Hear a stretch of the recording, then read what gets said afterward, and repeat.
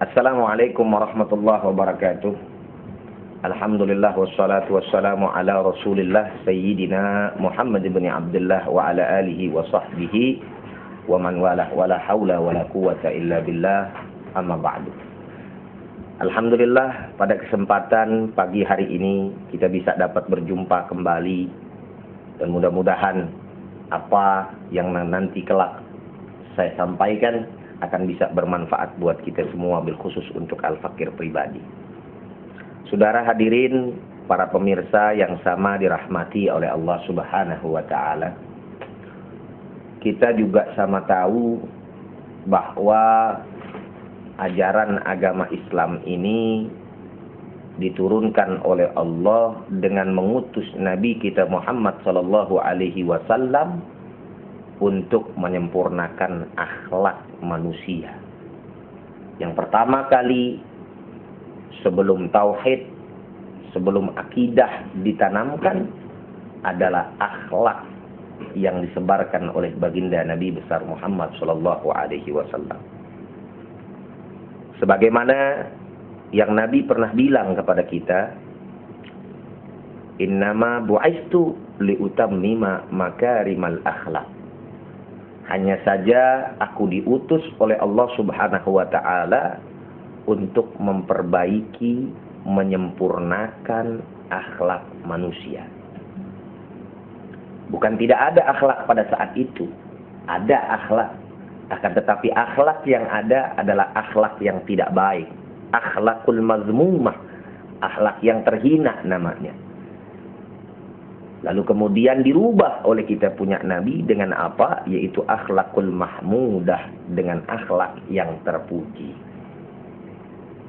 Apa yang diajarkan oleh Nabi Muhammad SAW di dalam ajaran kita ini, saat-saat dewasa ini juga kita sama prihatin. Sudah banyak yang keluar dalam koridor akhlak yang diajarkan oleh Nabi besar Muhammad SAW. Apa alasannya? Karena memang juga kita harus sama sadari, kita sebagai orang-orang yang diberikan amanat untuk melahirkan generasi-generasi yang ada, tidak memperhatikan akhlak mereka yang sesuai diajarkan oleh Nabi Muhammad SAW.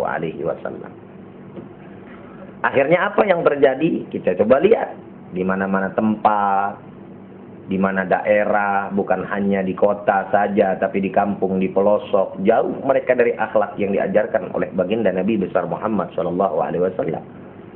Para pemuda kita, para gadis kita, remaja-remajawati, mereka jauh daripada ajaran Allah Subhanahu wa taala dan Rasulnya. Padahal jauh-jauh hari Allah Subhanahu wa taala sudah sampaikan kepada kita, mewanti-wanti namanya. Apa yang Allah sampaikan? Allah bilang sama kita sebagai orang tua yang diberikan amanat untuk melahirkan mereka, untuk menciptakan kepribadian mereka dengan baik. Allah berfirman, faqala ta'ala, wal yakhshal ladzina law taraku min khalfihim dzurriyyatan dhi'afan khafu 'alaihim falyattaqullaha wal yaqulu qawlan sadida.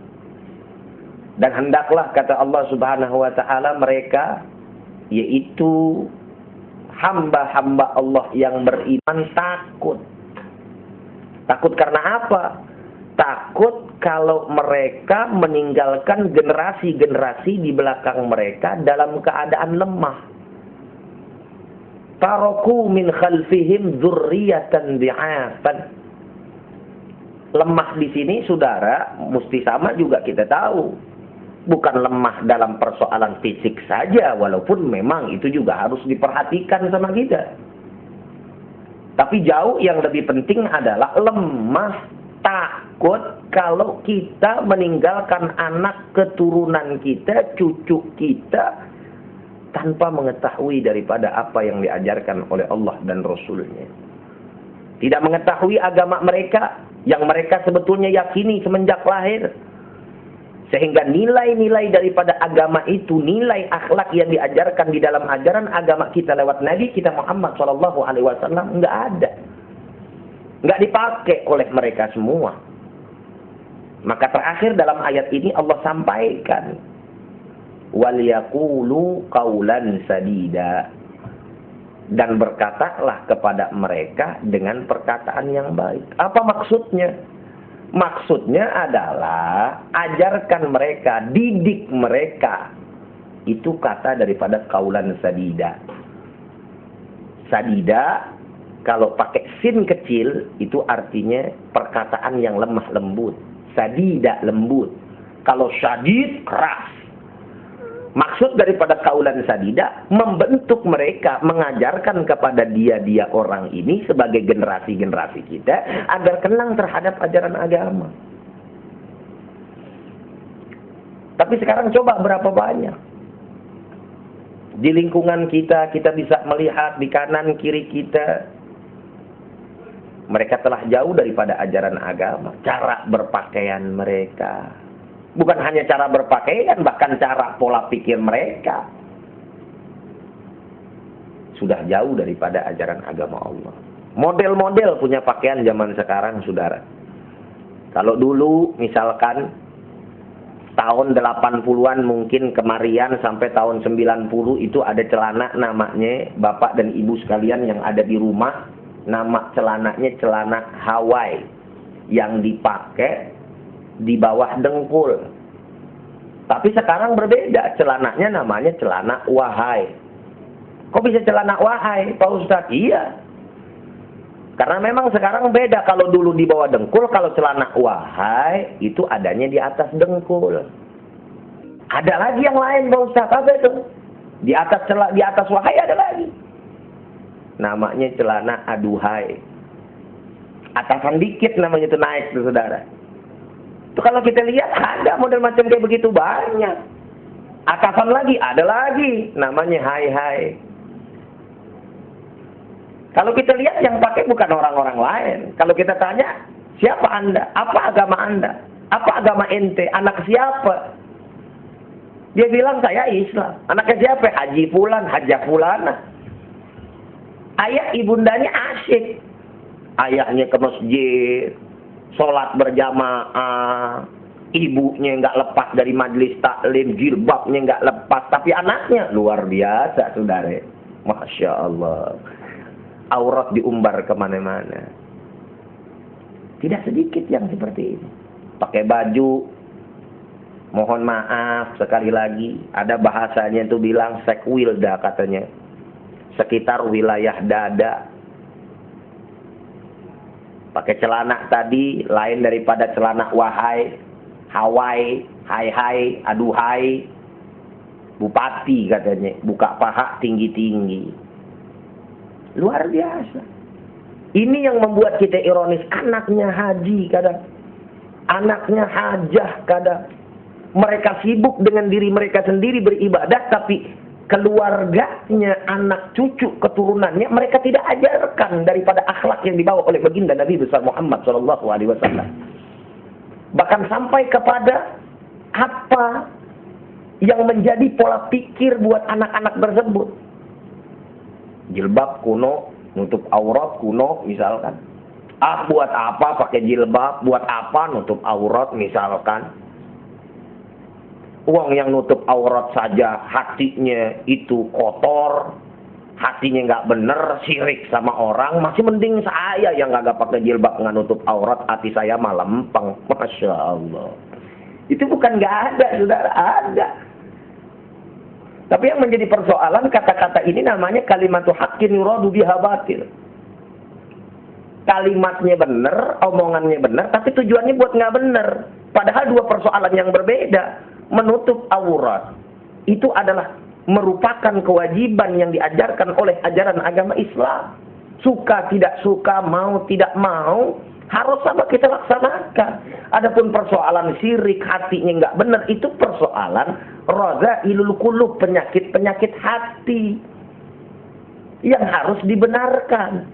Jadi beda, tidak bisa kita samakan. Dan ini berkembang. Kenapa Kenapa semuanya itu bisa terjadi? Karena kita tidak menanamkan pendidikan ajaran agama kepada mereka. Khususnya para ummahat, para kaum ibu. Ini mempunyai sebuah tanggung jawab yang luar biasa besar pula untuk keturunannya. Loh kok begitu Pak Ustadz? Nabi pernah bersabda di dalam salah satu sabdanya, Al-ummu madrasatul ula li auladiha. Ibu itu adalah sekolah pertama untuk generasi dan anak-anaknya. Seumur-umur saya nggak pernah yang namanya mendengar anak baru bisa ngomong bilangnya papa, bilangnya abah, bilangnya babe. Enggak. Yang terlontar dari mulut dia ketika dia baru bisa berbicara, ini si anak, apa dia bilang? Ma, enya, umi, mama, mami, dan lain sebagainya. Kenapa? Karena memang si anak dekat kepada orang tua perempuan. Saking dekatnya antara seorang ibu dengan anak, apa yang memang terekam di dalam pikiran sang anak tadi berupa nama orang tuanya, yaitu ibu terlebih dahulu ketimbang bapaknya. Maka sudah seharusnya bagaimana mengajarkan akhlak kepada anak-anak kita semuanya, agar mereka betul-betul mampu untuk mengamalkan apa yang diajarkan oleh Allah dan Rasul-Nya. Ajarkan mereka ke majelis taklim dari semenjak dini. Cuman tetap disesuaikan. Ini kadang-kadang kan beda. Ajarannya sih bagus. Anak mah disuruh ngaji, dianterin kecil-kecil, didandanin cakep-cakep. Pakai jilbab tuh anak, pergi ke majelis taklim, ke TK, TPA. Emaknya kadang-kadang pakai baju daster doang. Nah ini kan salah kaprah saudara. Mending kalau pakai baju daster panjang terusan, kadang-kadang pakai baju tidur. La haula wala quwata illa billah. Pakai celana pendek yang tangannya buntung, nganterin anak ke TK TPA. Bener yang diajarin, cuma tidak sesuai. Maka harus sinkron. Bagaimana kita mengajarkan anak tersebut sekaligus dapat mencontohkannya.